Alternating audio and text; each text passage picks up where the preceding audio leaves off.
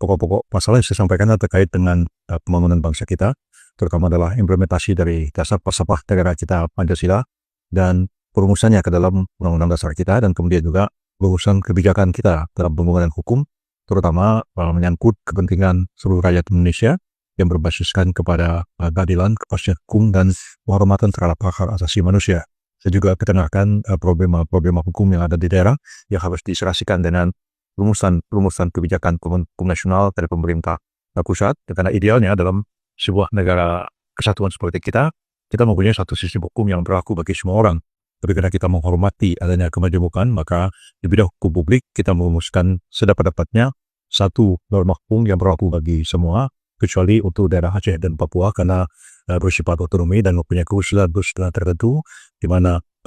ketentuan-ketentuan dari syariat Islam diberlakukan untuk hal tertentu di Aceh, dan kemudian juga ketentuan-ketentuan mengenai pidana adat diberlakukan di Papua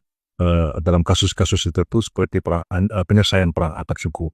Kemudian untuk ketentuan-ketentuan di bidang hukum privat, kita menghormati kemajemukan hukum, artinya sesuai dengan latar belakang orang yang bersangkutan, baik latar belakang keagamaan maupun latar belakang kesukuan, adat dan sebagainya, sehingga kita mengakui adanya keragaman ke bidang hukum privat seperti misalnya hukum perkawinan, kewarisan, wasiat, hibah, dan lain-lain. Itu ada perbedaan antara satu komunitas dengan komunitas yang lain, dan itu merupakan gambaran dari kemajemukan yang ada pada masyarakat kita dan negara mengakui adanya kemajemukan ini. Nah, fokus utama dari pemerintah sekarang ini di bidang hukum terutama sekali adalah untuk memperkuat sistem demokrasi kita, melakukan reformasi di bidang hukum dan penegakan hak asasi manusia, dan itu diwujudkan dengan program-program yang dirumuskan di dalam Asta Cita, baik program jauh ke depan maupun program singkat yang sekarang dikerjakan, terutama adalah pemberantasan terhadap korupsi, pemberantasan terhadap peredaran gelap narkotika, kemudian penyelundupan dan judi online. Dan itu tengah dikerjakan oleh pemerintah bersama-sama dengan aparat hukum yang kita harapkan dalam waktu tidak terlalu lama akan dirasakan hasilnya bagi seluruh masyarakat. Saya berharap